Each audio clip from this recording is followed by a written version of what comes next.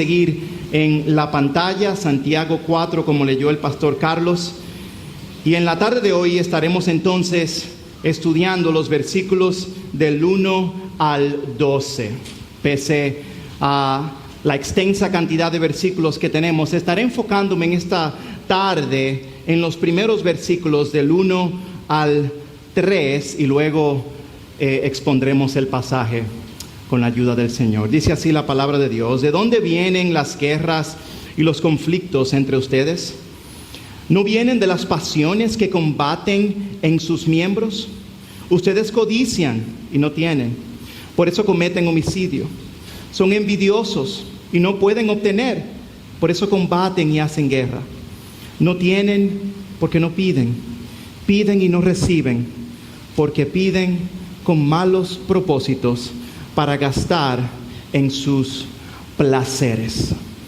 La mañana de hoy en la tarde de hoy yo quisiera que enfoquemos nuestra atención a un mensaje que he titulado, según este pasaje, los conflictos en nuestras relaciones y el remedio de la gracia. Los conflictos en nuestras relaciones y el remedio de la gracia. Oremos. Padre, hemos cantado de tu fidelidad hacia nosotros.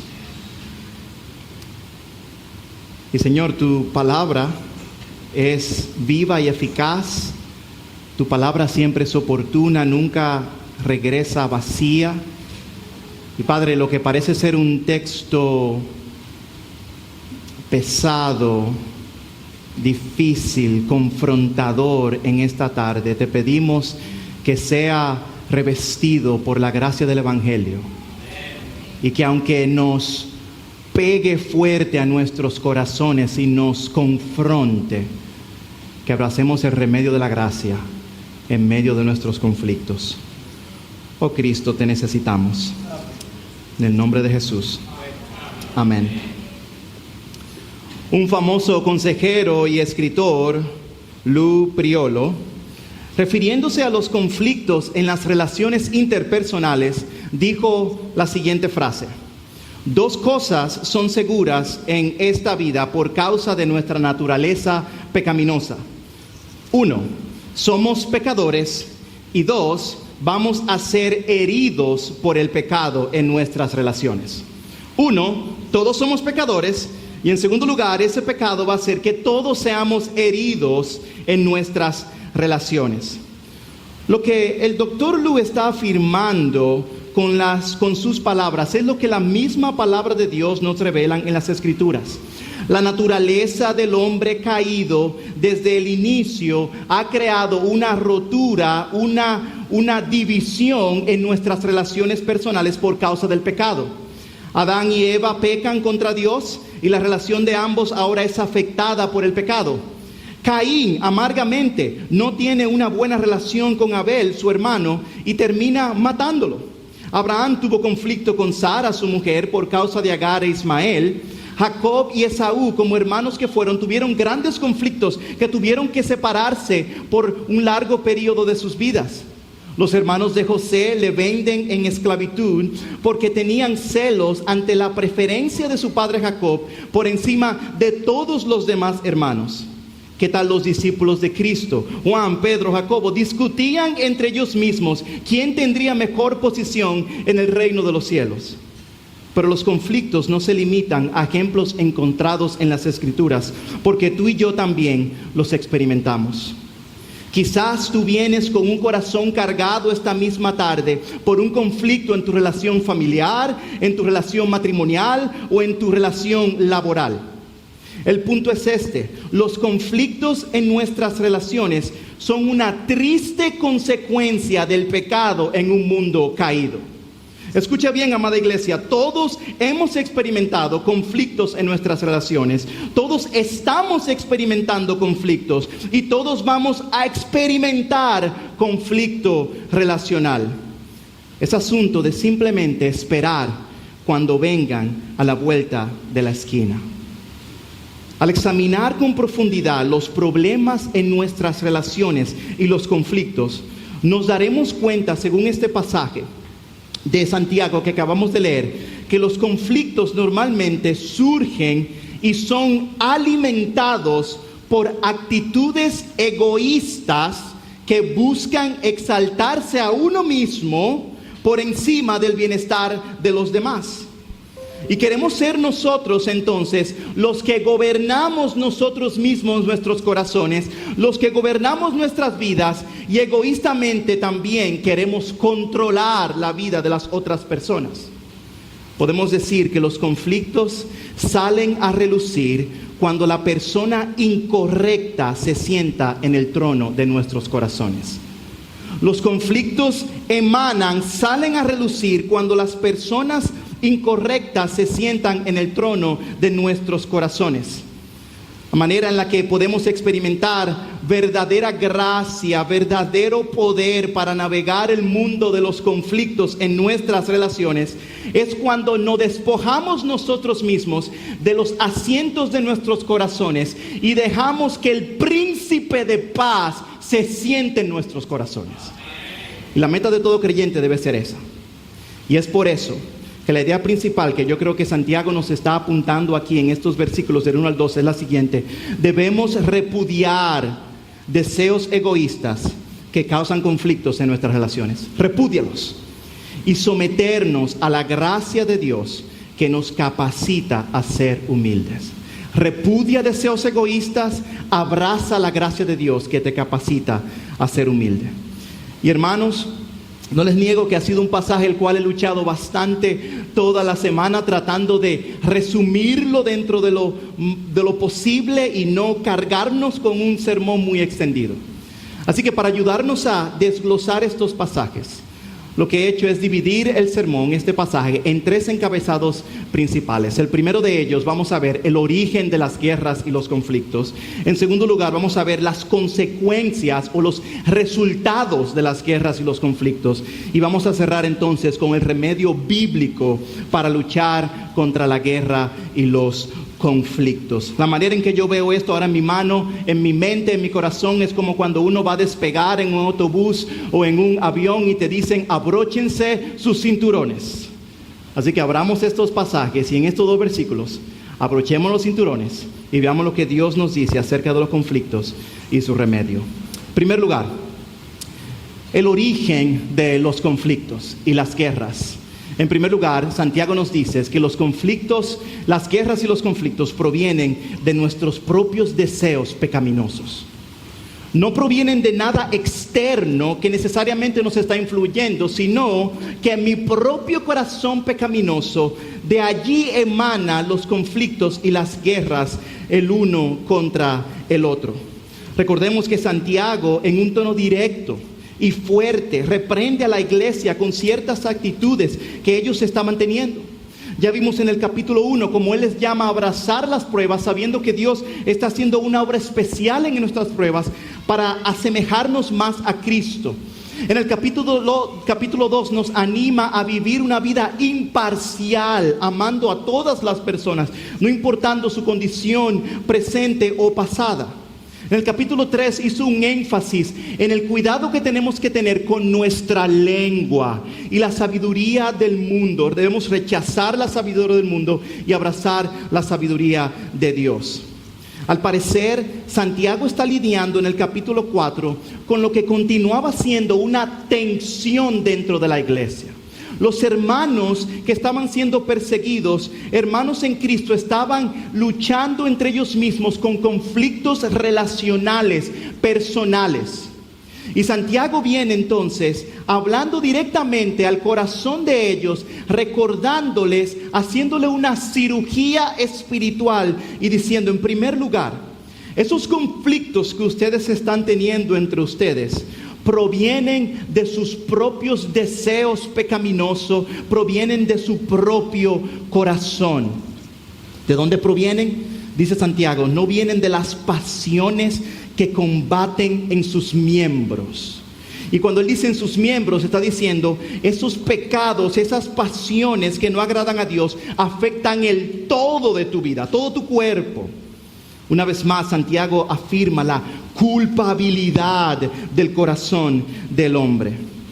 En el capítulo 1, versículos 13 al 15, él nos había recordado que nadie diga cuando es tentado, soy tentado por parte de Dios, porque Dios no puede ser tentado por el mal y Él mismo no tienta a nadie, sino que cada uno es tentado cuando es llevado y seducido por su propia pasión. Una vez más, después, cuando la pasión ha concebido, da a luz el pecado, y cuando el pecado es consumado, engendra muerte. En el capítulo 1, Él nos presenta la realidad de nuestra propia concupiscencia y cómo nosotros somos atraídos y tomamos decisiones voluntarias hacia el pecado.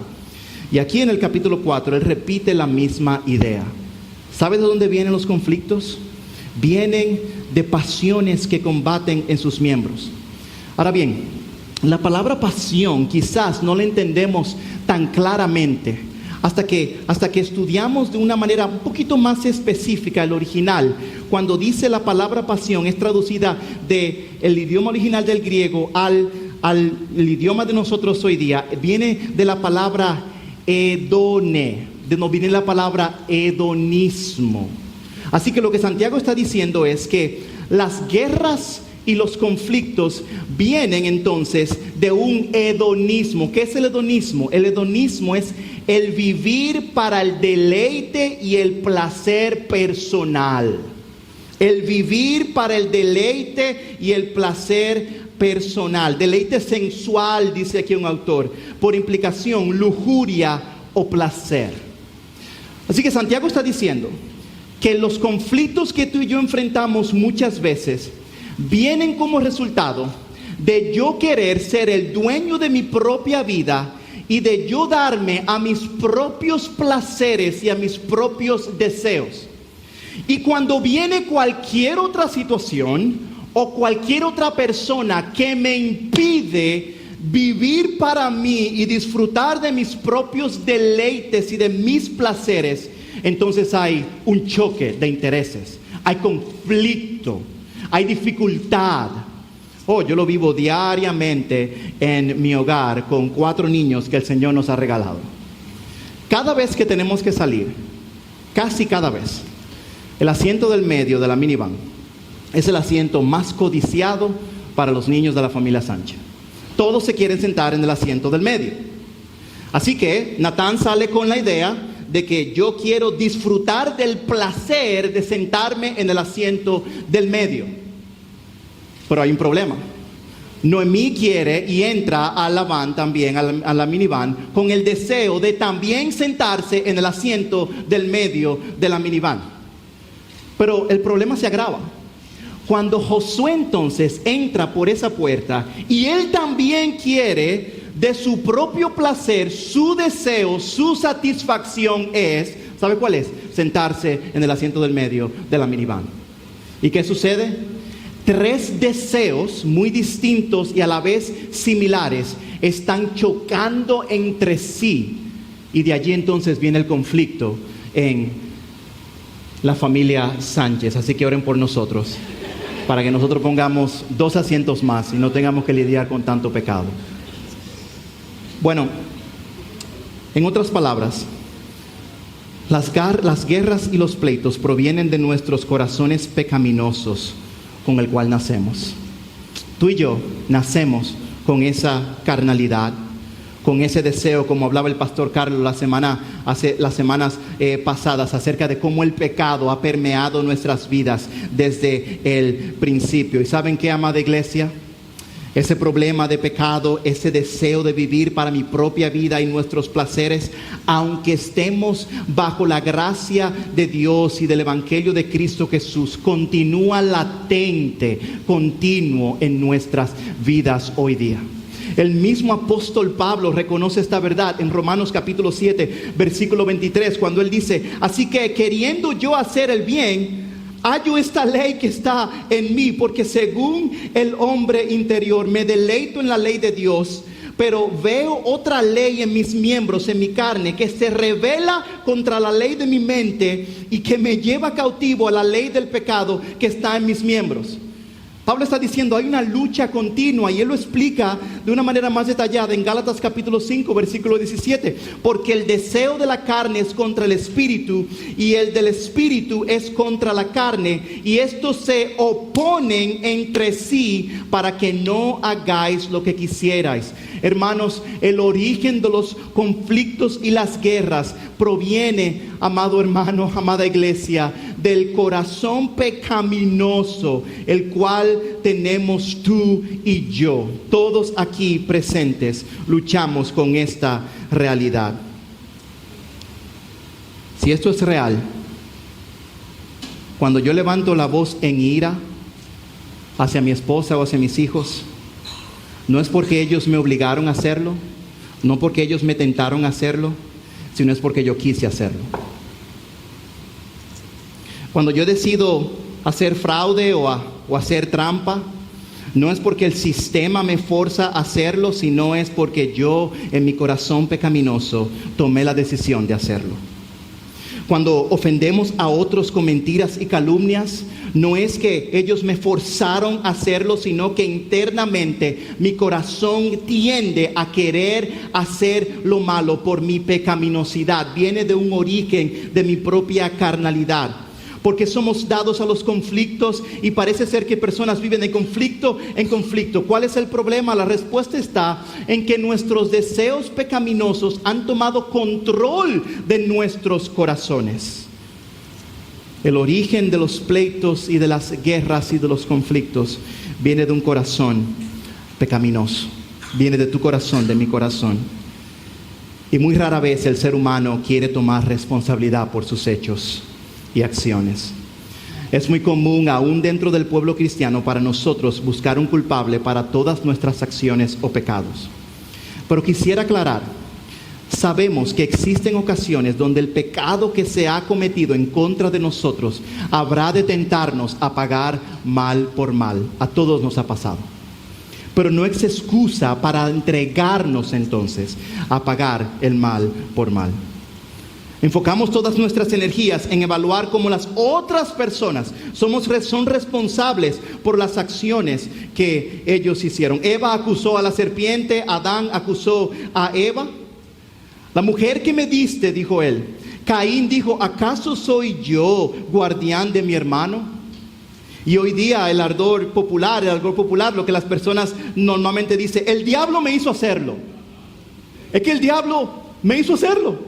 Tú no te imaginas, yo estaba en la televisión, yo estaba en mi teléfono, no había nadie allí, y de repente apareció esta escena, y de repente el diablo me hizo hacerlo.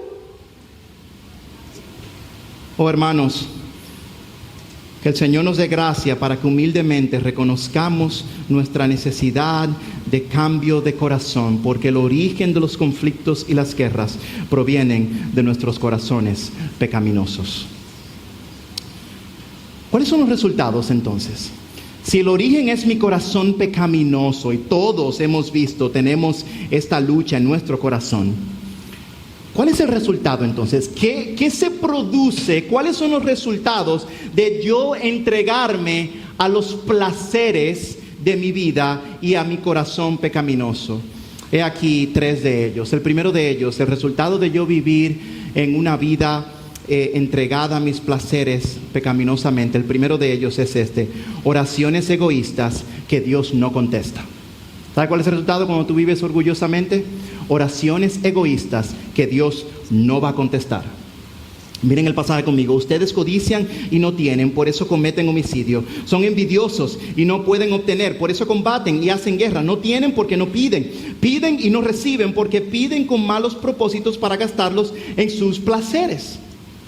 En otras palabras, lo que el autor está diciendo aquí es, utilizando las mismas palabras de Cristo que utilizó en Mateo capítulo 5, versículo 21 y 22. No está en sus pantallas, pero escuchen, cuando dice, ustedes han oído esto que se dijo a los antepasados, no matarás, y cualquiera que cometa homicidio será culpable ante la corte, pero yo les digo que todo aquel que esté enojado con su hermano será culpable ante la corte, y cualquiera que diga insensato a su hermano será culpable. Lo que está sucediendo en Santiago capítulo 4 versículo 2 es que El egoísmo estaba calcomiendo el corazón de aquellos miembros de aquella congregación y comenzaron entonces a vivir para sí mismos y atacar y destruir la reputación y no vivir en amor los unos con los otros. Codiciaban y no tenían, por eso cometen homicidio. No necesariamente homicidio físico que pudo haber llegado, no conocemos datos específicos, pero sí eran homicidios en sus corazones. Actitudes, deseos malvados en sus corazones como consecuencia de esta tensión que existía entre ambas partes. ¿Y qué sucede entonces? El Señor inmediatamente detiene su canal de bendición a través de la oración cuando orgullosamente vivimos de esta manera. Oh hermanos, estas oraciones que ellos buscaban era una oración en la cual ellos tenían el protagonismo personal y querían utilizar a Dios para sus propios deseos carnales y personales. Y Santiago dice, ¿saben por qué ustedes no tienen en primer lugar? Porque no piden, porque no están hablando con Dios. Y cuando desean hablar con Dios, entonces, tu corazón está tan controlado y guiado y amaniatado por tu placer y por tu concupiscencia, que entonces tú vienes delante de mí para usarme a través de estas oraciones. Y Dios dice, ¿sabes qué? Yo no voy a contestar esas oraciones. Hermanos, pudiera ser que muchas veces los conflictos en los que nos encontramos y las oraciones que decimos hacer a Dios que no son contestadas, pudiera ser por la misma razón. Pudiera ser que no nos hemos puesto a cuentas con Dios. Pudiera ser que la tensión que existe entre una relación con otra y luego venimos delante de Dios para que nos bendiga, sabiendo que estamos viviendo en tensión en nuestros corazones. El Señor dice, amada iglesia, por amor a ti, yo no voy a contestar esas oraciones. Pedid y no recibís, porque pedís mal para gastar en vuestros deleites. Un autor lo pone de esta manera, lean conmigo, no lo pude resumir más de ahí. Dice, tendemos a convertir la fe cristiana en una relación por medio de Cristo con un Dios que es como una máquina expendedora divina en el cielo para satisfacer todas nuestras necesidades. Infeliz, no atractivo, fracasado, soltero, insatisfecho, ven a Cristo y Él le dará todo lo que pida. Se nos olvida que Dios no está principalmente en el negocio de la satisfacción de las necesidades. Al verlo de esta manera, le quitamos a Dios su lugar legítimo en el centro de nuestras vidas y nos ponemos en su lugar. Dios está en el negocio de ser Dios. Oh hermanos, la pregunta retante que yo me hago y les hago a ustedes como iglesia es, si Dios contestara nuestras oraciones, ¿cuánta gloria recibiría Él? ¿Cuántas personas serían sanadas? ¿Cuántos perdidos vendrían a los pies de Cristo? ¿Cuántas riquezas avanzarían la causa de Cristo? ¿Cuántas iglesias serían plantadas? ¿Cuántos matrimonios serían restaurados?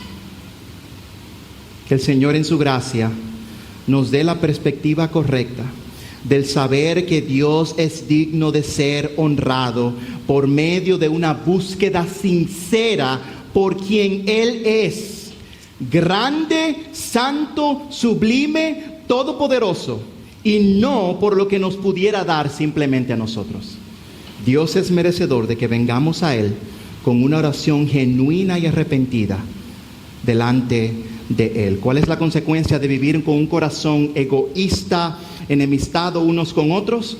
El resultado primero fue oraciones egoístas no contestadas. Segundo resultado de vivir de una manera egoísta y en conflicto y en guerra.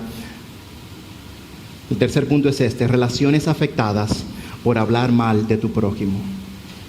Cuando tú vives con un corazón que se ama a sí mismo por encima de todas las cosas y no piensa en su prójimo, entonces tus oraciones no van a ser contestadas, van a ser oraciones egoístas. En segundo lugar, tus relaciones van a ser afectadas por tu boca, por tu lengua, por la manera en que tú hablas de tu prójimo. Miren el versículo 11 conmigo. Hermanos, no hablen mal los unos de los otros. El que habla mal de un hermano o juzga a su hermano, habla mal de la ley y juzga a la ley. Pero si tú juzgas a la ley, no eres cumplidor de la ley, sino juez de ella. Solo hay un legislador y juez que es poderoso para salvar y para destruir. Pero tú, ¿quién eres que juzgas a tu prójimo? Hermanos, si somos honestos, todos nosotros en algún momento de nuestras vidas en lo que hemos estado viviendo en conflicto relacional con una persona, llegamos a caer en el pecado de hablar mal acerca de otras personas. En Santiago capítulo 13 nos recuerda del poder dañino de la lengua, que aunque pequeño puede encender un gran bosque. Y si el origen de los conflictos son mi corazón pecaminoso, que me hace llevar a oraciones egoístas que Dios no contesta, luego esas oraciones egoístas producen relaciones afectadas por el pecado. Y la ilustración que Santiago nos da es bien interesante, porque lo que Santiago está haciendo entonces está explicándonos a nosotros que la ley de Dios, ¿cuál es esa ley que Dios nos ha presentado de una manera directa? La conocemos todos. Y amarás al Señor tu Dios. Jesús le dijo, amarás al Señor tu Dios con todo tu corazón y con toda tu alma y con toda tu mente. Ese es el primer y gran mandamiento. ¿Cuál es la ley de Dios? Y el segundo es semejante. Amarás a tu ¿quién? Amarás a tu, no les oigo, amarás a tu, ¿cómo a quién? Como a ti mismo. Pregunta, ¿es una sugerencia de parte de Dios este mandato? ¿Es una sugerencia? Es un mandato. Y Santiago le llama ley. Es una ley. Así como cuando uno infringe una ley, existen consecuencias. Así el Señor está diciendo aquí, la ley que yo tengo para ti en este momento es que no hables mal de tu hermano. Ama a tu prójimo como a ti mismo. No hables mal de él. No murmures. No mandes mensajes de WhatsApp a otro grupo hablando de un individuo en específico. No escribas cosas innecesarias en Facebook o en Instagram. No busques consejo en oración como oportunidad para hablar de otra persona. Si realmente tú quieres obedecer la ley de Dios, tú no vas entonces a hablar mal de otras personas. Y lo que sucede es que cuando yo hablo mal de otra persona, Santiago está diciendo lo siguiente, para ilustrarlo. Aquí está Cristo, y la ley de Cristo dice, ama a Dios y ama a tu prójimo como a ti mismo. Aquí está Cristo. Y cuando yo estoy en conflicto con alguien, me la hizo, me la va a pagar, no te preocupes, supiste lo que hizo, supiste lo que pasó, ya no aguanto más, lo voy a poner en su puesto. Todo lo que sucede en el corazón, ¿verdad? Sale del origen del corazón. Dijimos que sí, ¿verdad? Según la Biblia. Y Cristo está sentado aquí, y Cristo me mira a mí y te dice, Manuel, ama a tu prójimo. Eso dice la ley. Pero cuando yo comienzo a hablar mal de mi hermano, yo estoy haciendo esto. Yo estoy despojando a Cristo de su trono y estoy diciendo, Señor, ahora yo tomo control de lo que está pasando en mi vida y ahora yo soy el que pongo la nueva ley. Y la ley es la siguiente: yo voy a hablar mal de otras personas por lo que me hicieron. Santiago dice que cuando yo vivo de esa manera es como si estuviera despojando a Cristo de su trono y yo mismo me vengo a ser el juez y el legislador en el trono de mi corazón. ¿Ven el peso? ¿Ven la seriedad? Hermano, cada vez que tú y yo de alguna manera u otra cedemos a la tentación pecaminosa de hablar mal de otras personas, Cristo nos dice, eso va en contra de la ley, y nosotros le decimos a Cristo, permiso, yo me siento y yo pongo la ley.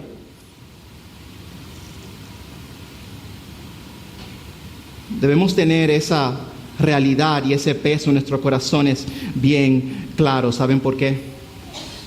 Porque termina diciendo, pero si tú juzgas a la ley, no eres cumplidor de la ley, sino juez de ella. Tú vienes entonces a querer ser el juez y desplazas a Cristo. ¿Cuál es el resultado de yo vivir egoístamente? Oraciones no contestadas, egoístas, También relaciones afectadas por la manera en que yo hablo de otras personas. Punto número 3, técnicamente 4. Otro resultado de las guerras y conflictos es el siguiente: infidelidad espiritual.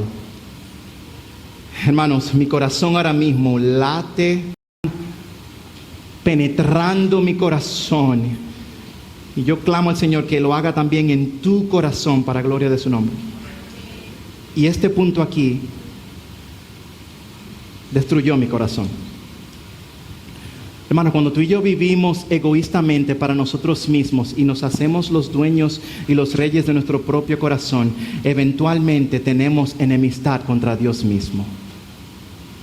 Nos volvemos infieles espirituales, adúlteros espirituales. Oh, almas adúlteras, ¿no saben ustedes que la amistad del mundo es enemistad hacia Dios? Por tanto, el que quiere ser amigo del mundo se constituye enemigo de Dios. ¿O piensan que la Escritura dice en vano: Dios celosamente anhela el Espíritu que ha hecho morar en nosotros? Santiago entonces utiliza aquí una ilustración que refleja entonces lo que el mismo Señor se ha comprometido a hacer con su pueblo, con Israel. Y al nosotros ahora ser parte del pueblo de Dios, rescatados por la sangre de Cristo, también tú y yo venimos a ser parte de una relación amorosa entre el Creador y Salvador del mundo y su iglesia redimida. Tenemos, en buen dominicanos, tenemos amores con Dios.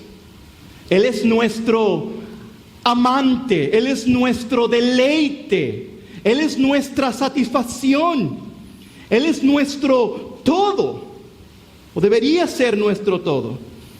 Y en Isaías se les recuerda con el pasaje de Isaías 54, capítulo 5, versículos 5 y 6, dice: porque tu esposo es tu Hacedor, tu esposo, el Señor de los ejércitos es su nombre, y tu Redentor es el Santo de Israel, que se llama Dios de toda la tierra.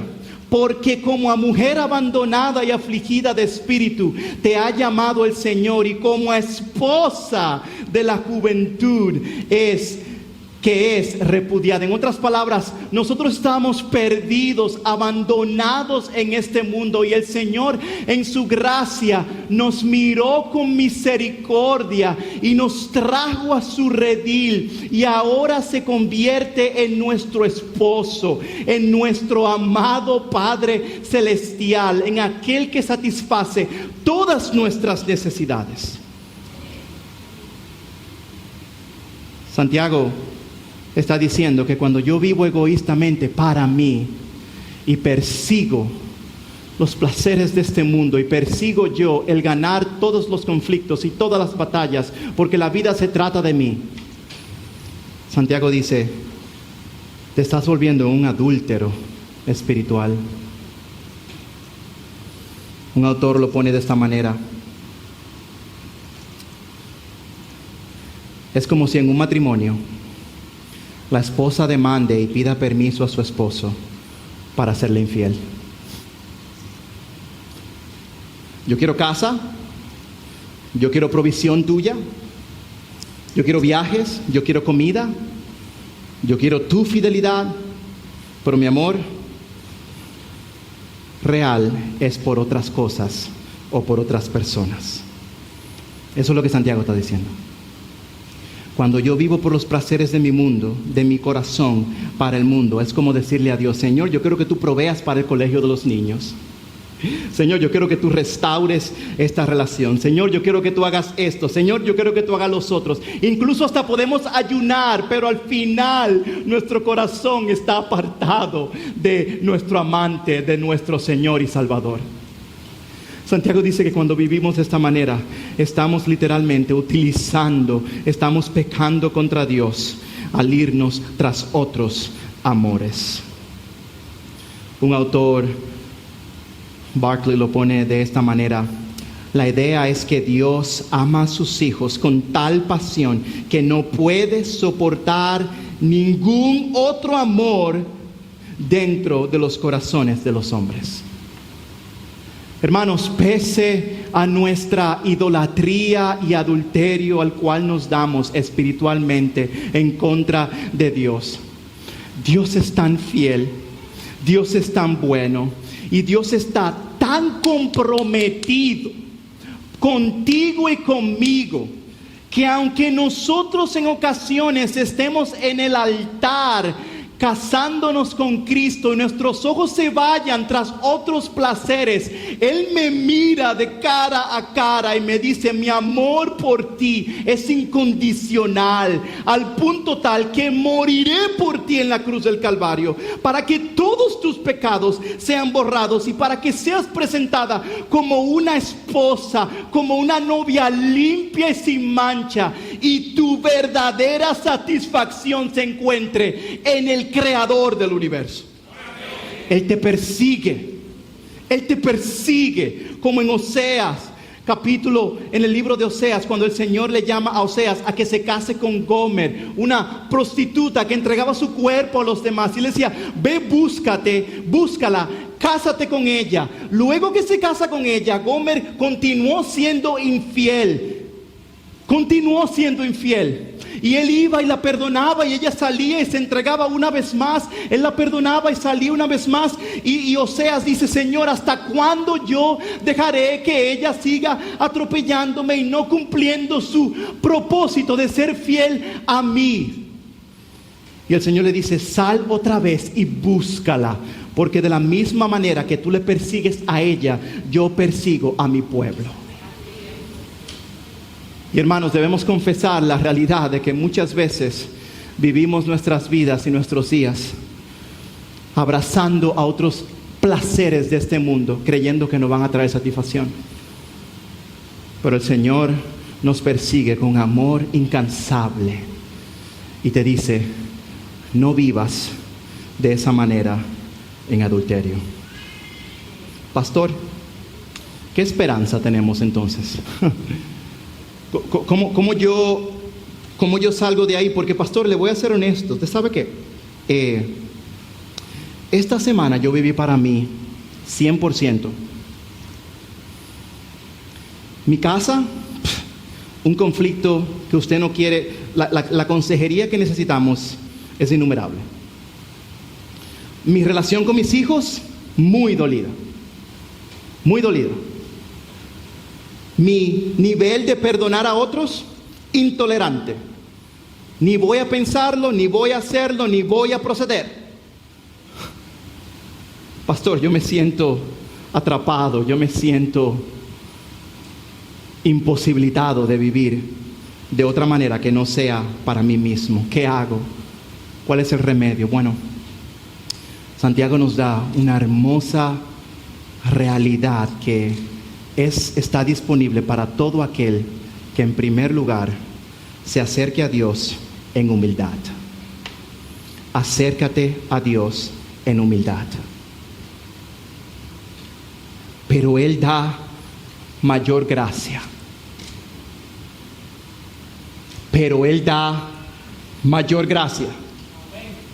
Por esto dice Dios: resiste a los soberbios y da gracia a los humildes. La palabra resiste, cuando usted lo lee en su contexto original, ¿saben lo que significa? Es como cuando uno extiende su mano y resiste el que alguien se te acerque. ¿Te ha pasado con los vendedores? Tú estás con los americanos en el mercado modelo y se te quieren pegar, ¿y qué tú haces? No.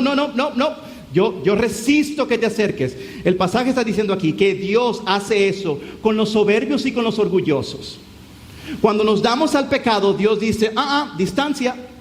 Lo siento, yo resisto a los soberbios, pero doy gracia a los humildes. Yo doy mi favor inmerecido a aquellos que quebrantan su corazón delante de mí y vienen humildemente reconociendo su pecado delante de mí. Pero continúa diciendo: someteos pues a Dios, resistir al diablo y huirá de vosotros. Y luego termina diciendo: acercaos a Dios y Él se acercará a vosotros. Así que si tú quieres que el remedio bíblico transforme y permee tu corazón, todo tu ser, Tú debes humildemente acercarte a Dios, postrándote delante de Él, reconociendo humildemente tu pecaminosidad delante de un Dios santo. Que como Isaías, cuando tuvo esa revelación de Dios, dice: ay de mí que soy hombre de labios inmundos, que mis ojos han visto al Dios de los cielos. Que tengamos ese peso en nuestro corazón y que tengamos esa conciencia de que mi pecado ha hecho mucho daño en esta vida y en este mundo. Y venimos humildemente y nos acercamos a Dios. ¿Qué te impide acercarte a Dios? Bueno, pastor, es que usted no sabe. Usted no tiene idea. Si yo le contara lo que yo he vivido, y con mucho amor y respeto, yo diría: muy probablemente yo no voy a entender todo lo que tú has vivido y lo que has pasado, aunque tú me lo cuentes con detalle. Pero nosotros estamos llamados a modelar el ejemplo de nuestro Maestro, el cual fue abofeteado, fue injuriado, fue maltratado, fue abusado, fue falsamente acusado, fue abofeteado por uno de los principales sacerdotes, le desnudaron en frente de todo un público que se burlaba de él. Y Filipenses 2, del 5 al 8 nos dice que haya pues en ustedes el mismo sentir que hubo en Cristo Jesús, el cual, existiendo en forma de Dios, no consideró el ser igual a Dios como cosa que aferrarse, sino que se despojó a sí mismo, tomando forma de siervo, haciéndose semejante a los hombres, y hallándose en forma de hombre, se humilló él mismo, haciéndose obediente hasta la muerte y muerte de cruz. Este remedio no lo pone Manuel Sánchez, no lo ponen los pastores de Ciudad de Gracia, lo presenta la misma palabra de Dios. Humillaos pues bajo la poderosa mano de Dios. Remedio para luchar contra el orgullo y los conflictos en tu propia vida es el humillarte. Por último,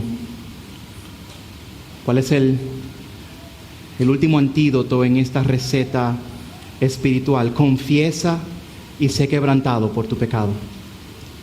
Confiesa tu pecado y sé quebrantado por tu pecado. Oh, iglesia, dice el pasaje: acérquense a Dios y Él se acercará a ustedes. Limpien sus manos, pecadores, y ustedes de doble ánimo, purifiquen sus corazones. Aflíjanse, lamentense y lloren, que su risa se convierta en lamento y su gozo en tristeza. Oh, iglesia, el elemento vital en la vida de todo creyente es la confesión de sus pecados. Continuamente la palabra de Dios nos llama a este mandamiento de confesar nuestros pecados, porque Él es fiel y justo para perdonar nuestros pecados. Nos llama a perdonar, a confesar nuestros pecados los unos a los otros. Y una señal, una característica de un hombre y una mujer que han entendido su pecaminosidad y entienden la magnitud y el daño personal y externo que hace a otros, es el siguiente: es que al entender esto, ellos confiesan y son quebrantados por su pecado. Quebrantados por su pecado. Oh, la confesión viene como resultado de conocer a un Dios personal que es 3 veces santo. La confesión viene como un entendimiento personal de que mi pecado hace daño también a otras personas. El mismo salmista reconoce el efecto dañino del pecado en su propio corazón cuando dice en Salmo 32:5: mi pecado te declaré y no encubrí mi iniquidad, y dije: confesaré mis transgresiones al Señor, a Jehová, y tú perdonaste la maldad de mi pecado. Dice: mientras callé, se envejecieron mis huesos. David estaba experimentando cierta aflicción que era aún física. En su cuerpo, en su carne, malestar malestares físicos como resultado de guardar resentimientos y pecados en su propio corazón. Y él dice, ya yo no lo puedo hacer más, yo los voy a confesar y los pongo delante de mi Señor. El que encubre sus pecados no prosperará, mas el que los confiesa y se aparta alcanzará misericordia. ¿Quieres recibir entonces el remedio divino de humildad al acercarte a Dios y de confesar tus pecados? Lamenta tu pecado. Lamenta tu pecado. Afligíos y lamentad y llorad. Vuestra risa se convierte en lloro y vuestro gozo en tristeza. En otras palabras, estos no son momentos para reír, estos son momentos para llorar. El lamento nos mueve a volver a Dios. El lamento es un ejercicio, es una disciplina que nos mueve a volver a Dios.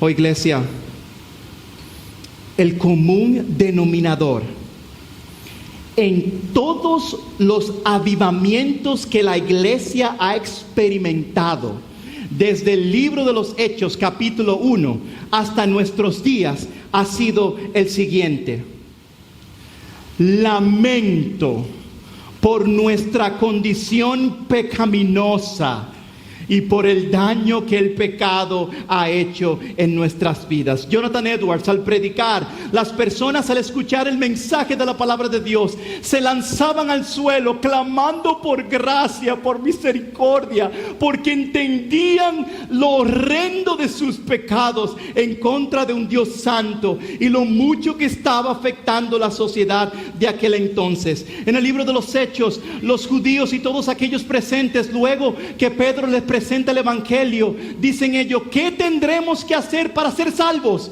Y él dice: arrepentíos y convertíos para que vengan tiempos de refrigerio. ¿Cuáles fueron las claves? ¿Qué despertó la gracia y el Espíritu de Dios que descendiera sobre su iglesia e hiciera obras extraordinarias en medio de su pueblo? Una iglesia que tomaba el pecado en serio y se lamentaba por el pecado. Mi hermano, no tomes a la ligera el chismear de otro hermano. Por ese pecado Cristo murió en la cruz del Calvario. Hermano, no tomes a la ligera el hacer trampa con tus taxes, con tus impuestos. Confía en Dios, Él va a proveer. Hermano, no tomes a la ligera hablar mal de tus líderes. Lamenta si lo has hecho, confiesa y ven a Dios en fe y en arrepentimiento. Hermanos, no tomes a la ligera el ser infiel a tu esposo o a tu esposa. Por ese pecado Cristo murió en la cruz del Calvario. Lamenta tu pecado, acércate a Dios, confiesa tu pecado. Pastor, ¿qué esperanza hay para mí? Porque yo no sé cómo hacer eso. Ahora mismo usted dijo todo eso. Usted me está llamando a confesar y acercarme a Dios. Usted me está llamando a que de una manera especial yo pueda entonces lamentar mi pecado. ¿Qué esperanza hay para los creyentes y todos aquí presentes? ¿Saben algo, mis hermanos? Dice el libro de Romanos que mientras abundó el pecado, sobreabundó la gracia. Y Pablo nos da una oración sencilla que es como una mecha lanzada en la gasolina espiritual de nuestros corazones, que debería encendernos. Y es este pasaje en 2 Corintios 5:15. Y por todos murió, para que los que vivan ya no vivan para sí, ya no vivan en conflictos con otros, ya no vivan dados a sus placeres, sino para aquel que murió y resucitó por ellos. El evangelio te da esperanza de que tú sí puedes ser un hombre no conflictivo, que camina en humildad, en fe y en arrepentimiento, porque Cristo murió en la cruz del Calvario por tus pecados. Tú sí puedes ser una mujer que se someta pese a los conflictos con tu esposo, porque Cristo murió por tus pecados en la cruz del Calvario. Tú sí puedes ser un hijo que te sometes a tus padres, aunque tú no los entiendas en este momento, porque si has puesto tu fe en Cristo Jesús, Él murió para que tú vivas para Él y no para los hombres. El Evangelio, mis hermanos, nos abre camino para que podamos modelar pasajes como Santiago capítulo 4. Gloria damos a Dios por el Evangelio. ¿Y sabes qué?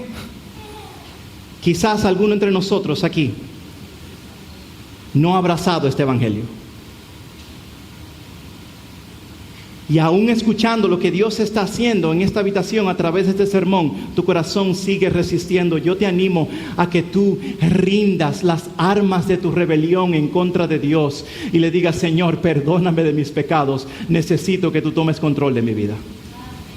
Yo te animo a que tú vengas a Cristo.